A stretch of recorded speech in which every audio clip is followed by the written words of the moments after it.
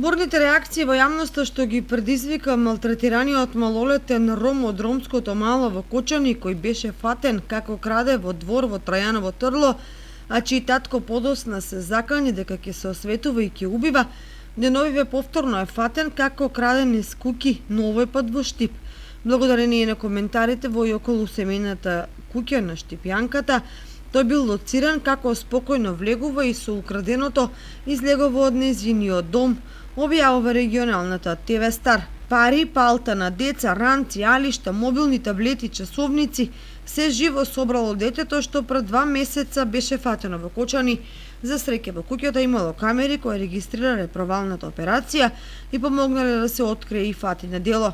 Ама за семејството на Штипјанката, сега проблем е што децата се плашеле од крадецот и не смееле ни дома да си отидат за да спијат. Снимките од камерите биле кристално чисти и на полицијата и биле доставени веднаш, пошто таму констатирале дека се работи за малолетникот чии кражби во Кочани пред неколку недели направија вистинска збрка.